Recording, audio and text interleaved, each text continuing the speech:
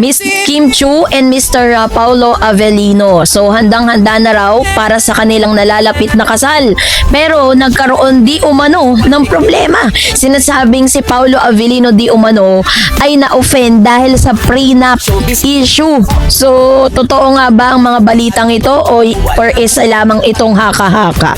So yun ang ating pag-uusapan maya-maya lang. So ngayon ito na pag-usapan natin dahil matapos po ang ilan sa mga kilig moments patungkol kay Miss Kim Chu and Mr. Paulo Avellino, nagsusurround na ngayon parang wildfire sa social media ang di umano nakasal daw ni Kim at ni Mr. Paulo Avellino. So syempre tayong mga Kim Pao fans, tayo pong mga supporters po nila, we are so happy to hear those news, diba? Pero syempre, mas magiging happy tayo kung maglalabas sila ng ebidensya patungkol sa bagay na yan. At isa rin sa mga pinag-uusapan ngayon ang patungkol daw di umano kasi may kumakalat din sa mosang.ph na si Mr. Paulo Avellino di umano ay na-offend daw dun sa nilalaman ng prenup. So ano nga ba yung prenup? Para lang po sa kaalaman nating lahat.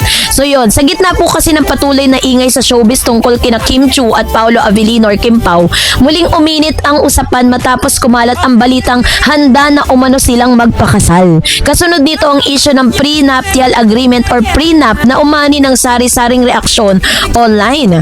Ayon sa isang ulat ng entertainment column, naging mainit ang discussion ng netizen dahil may mga nagsasabing dapat daw magkaroon ng prenup ang dalawa para protektado ang asset ng bawat isa, lalo na umano si Kim na may naipundar na negosyo. Pero ang mas lumaki pa ang usap-usapan na na-offend daw di umano si Paulo Avellino sa issue ng prenup na para sa ilan ay tila nagpagdududa sa kanyang kakayahan bilang lalaki at partner.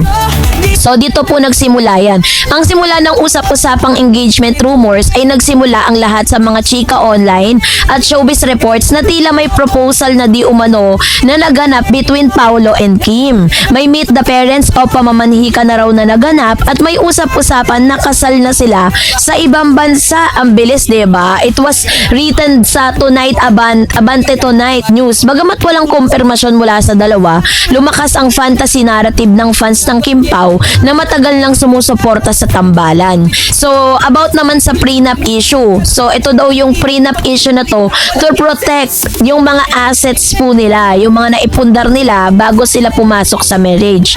Ang pinakasentro ng issue ay ang prenup agreement. Sa showbiz discussion, may nagsasabing practical ang prenup, may nagsasabing insulto ito sa relasyon, at may nagsasabing para ito sa proteksyon ng kayamanan ni Kim.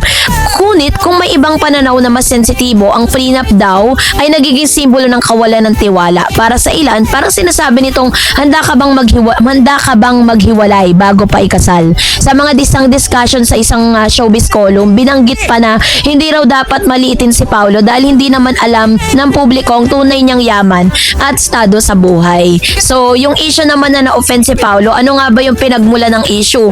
Ang claim na na-offend si Paulo Avellino ay nag-ugat sa mga opinyon sa segment sa social media, talk show at commentary videos. Netizens reaction na nagsabing insulto sa pagkalalaki ng prenup.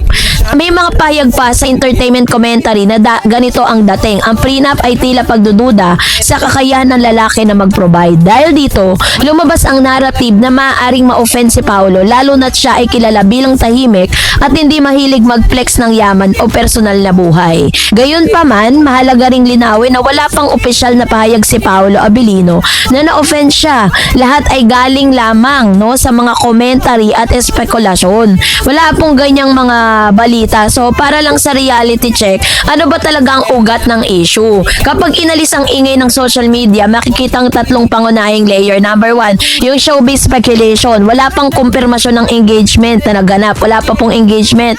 Wala pa pong mga balita na nagkalat ngayon patungkol dyan. Parang that's just an imagination and speculation coming from the netizen and of course sa ilang mga vloggers and showbiz news, diba?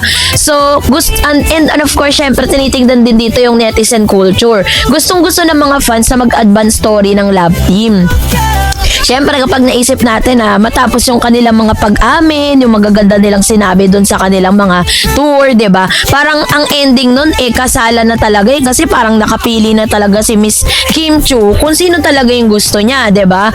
And of course, sa sensitivity sa prenup topic sa Pilipinas, madalas pinag-aawayan niya, nakalink sa trust issue at minsan romanticize at minsan demonize, no? So dahil dyan, yung opinion ng pagkakaroon ng prenup ay sinasabing ito'y malaking insulto. Sa totoong buhay, ang prenup ay hindi insulto. Ito ay legal na proteksyon, ito ay isang financial clarity at agreement bago magpakasal. Pero sa emosyonal na pananaw ng tao, maaari itong maramdaman na pagdududa, lalo na kung hindi na pag-usapan ng maayos.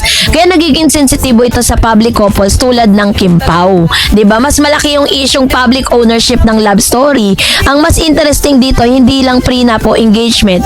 Ang tunay na nangyayari, ang relasyon ng celebrity ay nagiging public project, ang fans ang gumagawa ng storyline, at ang bawat detalye ay pinapalaki. Kaya kahit simpleng usap tungkol sa prenup, nagiging mas may tampuhan, may na-o-offend, at may issue ba sa relasyon. So, sa kabuuan po, may mga ulat ng engagement speculation tungkol kay Kim Chiu at Paolo. May mga lumabas na issue bilang side discussion sa prenup at na-offend si Paolo ay wala pong kumpirmasyon. Pawang haka-haka lamang lahat yan. Mas malinaw na ito ay produkto ng social media speculation kaya actual na pahayag ng aktor. So, sa akin pong pananaw, ang tunay na relasyon kung meron man o wala, hindi dapat hinusgan base sa prenup issue o online chika. Sa dulo, mas mahalaga ay ang komunikasyon at respeto sa pagitan ng dalawang tao at hindi sa opinion ng publiko.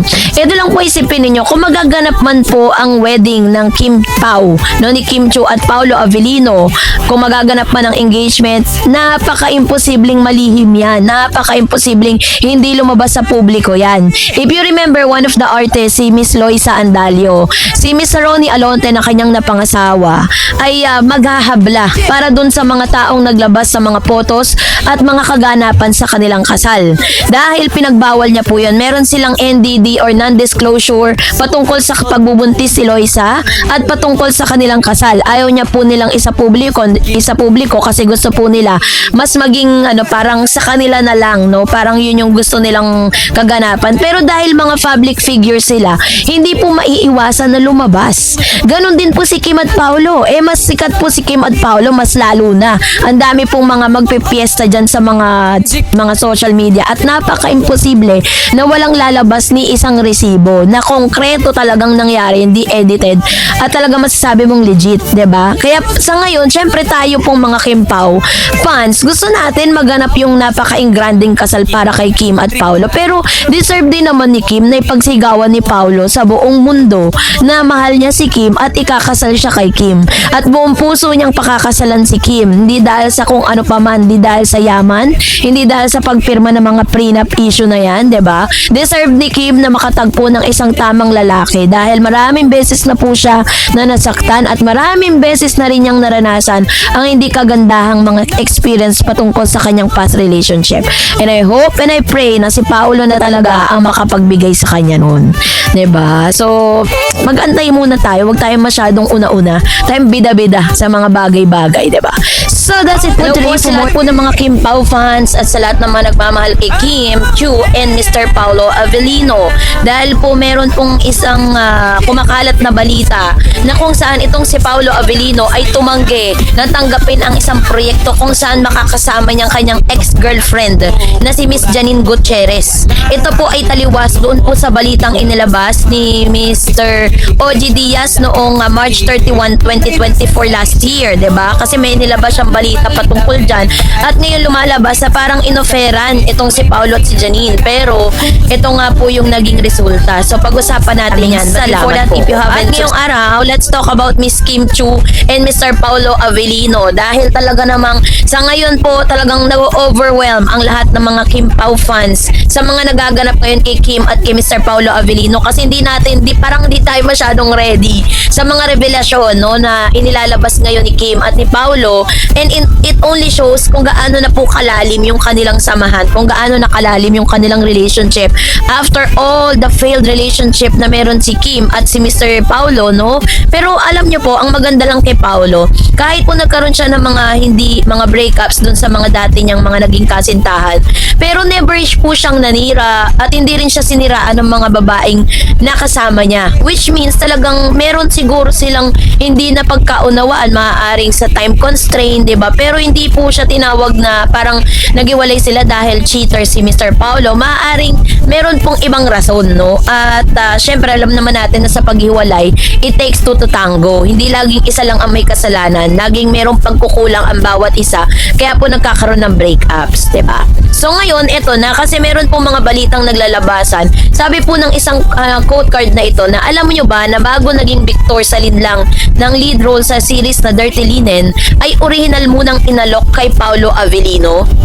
Ang Dirty Linen po ay pinagbibidahan ni Miss Janine Gutierrez during that time, at inalok pala no nito pong director itong si Mr. Paulo Avellino. Sabi po ng balita ay binahagi ni Showbiz Insiders OG Diaz ang nasagap niyang kwento na ayaw daw munang makatrabaho ng aktres na si Janine Gutierrez ang umano'y ex-jowa nitong si Paulo Avellino. Sa latest episode po ng Showbiz Updates, no, sinabi niya na tila dahilan ni Janine kung bakit ayaw niya munang makasama sa isang proyekto si Paulo. Sabi niya, ako naman, kahit hindi sabihin yon syempre, di ka muna magkikipagtrabaho. Parang wala pang maayos na closure lahat ni OG. Pansinin mo yung love life ni Paulo noong bago dumating si Kim Chiu. Hindi pinag-uusapan ni Paulo yon. Lagi nananatiling pribado ang kanyang love life niya. Pero ito, tingnan mo kay Kim Chiu. Parang game na game siyang makipagharutan. Game na game siyang makipag-joke. Parang nag-iba na yung landscape ni Paulo. Sabi ni OG. So, sabi tuloy ng co-host niyang si Mama Loy, baka naman special talaga si Kim Chiu para kay Paulo.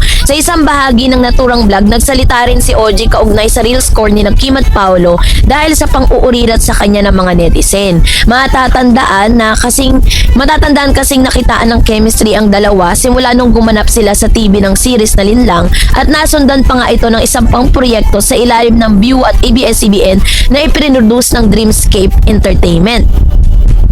Dahil dito, umugong tuloy ang balibalitang hiwalay na raw sina Janine at Paulo during that time, kahit wala pang opisyal na pahayag ang dalawa tungkol sa totoong estado ng kanilang relasyon. Pero inamin ni Janine sa isang panayam na may espesyal na ugnayan daw na namamagitan sa kanila ni Paulo. Sa katunayan daw ay nanligaw pa umano sa kanyang aktor. Isang buwan matapos may ulat ang tungkol sa kanilang hiwalayan, kasunod namang lumutang ang balitang nagbalikan umano ang dalawa. Ngunit sa isang episode ng Showbiz noong Feb na pag-usapan sa vlog ni OG, nahiwalay na ulit sina Paulo at Janine. So yun yung pangyayari. So dahil po dito, parang ayaw muna. Parang nagkaroon sila ng split up ni Janine dati at nagkausap sila, nagbalikan, and then afterwards naghiwalay ulit. So hindi nag-work out yung kanilang season 2 na relationship. So dahil po dito is nakita po ng mga Showbiz Insiders na kakaiba si Paulo nung kasama niya na si Kim Chiu. Kaya naman sabi po ni Mama Loy during that time, sinabi niya na talagang special si Kim. Hindi parang special talaga si Kim. Para po si Paulo ay talagang parang all out siya sa pagpapakita. Naging showy siya, 'di ba? Kasi napaka-pribado niya, 'di ba? Alam naman natin na ganun talaga si Paulo. Kaya naman na siya, parang nalilin lang niya yung ilang mga manonood kung sino ba talaga yung gusto niya. Pero this time, all out kasi si Paulo sa pagpapakita ng kanyang feelings para kay Miss Kim Chiu. Na bagay na talagang kung bakit minahal sila ng todo ng ilang mga Kim Pao fans, 'di ba? So, ngayon naman may lumalabas naman na balita after that na parang hindi talaga si Janine ang tumanggi na makasama si Paulo, kundi si Paulo mismo ang tumanggi, 'di ba? Parang yung balitang ito is that merong ino-offer muli na project para kay Paulo, at si Paulo po ay tumanggi na makasama si Janine bilang respeto na rin dun sa kanyang parang kasama ngayon na si Kim, di ba? Alam naman natin na kung magaganap yun, parang sino kayang direktor ang makakaisip na gumawa ka ng isang pelikula or ng isang proyekto na alam mo namang hindi susuportahan dahil maingay ang pangalan ngayon ni Kim at Paulo, tas bigla mong papasukan ng Paulo at Janine. Para ka para ka nagsayang ng pera karera, 'di ba? Bilang isang direktor at producer ng nasabing proyekto. Kaya naman ako po'y natutuwa doon sa mga gesture na ipinapakita ni Paulo ngayon towards Kim.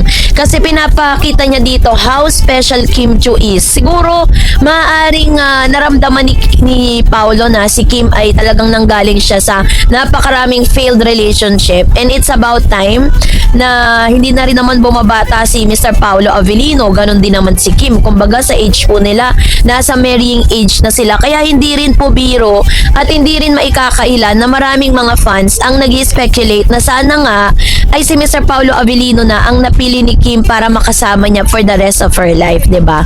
Kaya nga may isang video 'di ba? Sabi po dito ni Kim, sabi dyan, to panoorin natin. Habang pinupuntahan, ang message niya ay, I'm an avid fan of Kim Chiu since PBB days. Oh, na-pray na talaga. PBB days, I've been manifesting this day. I hope and pray Paulo is the one. Wala! Hindi ko na sabi. Hindi ko na sabi. Mali! Hindi mo kasi lahat. Tapusin mo. Alam mo, na-pray talaga ako. Ikaw makabasa. Wala. I hope and pray Paulo is the one free.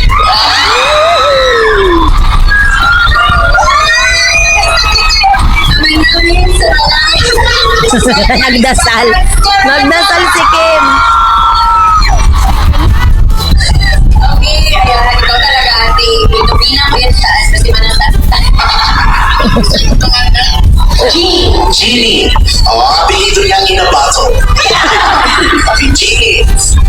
I'm up to the Genie. Ang cute, 'di ba? Nakita niyo yung naging reaction ni Miss Kim nung sinabi yon na nagdasal siya bigla, 'di ba?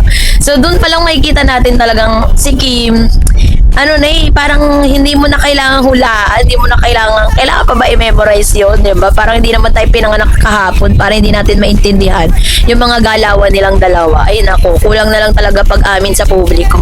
Let's wait and see, 'di ba? Kasi Diyos ko sino ba mang di kikiligin sa dalawang yan?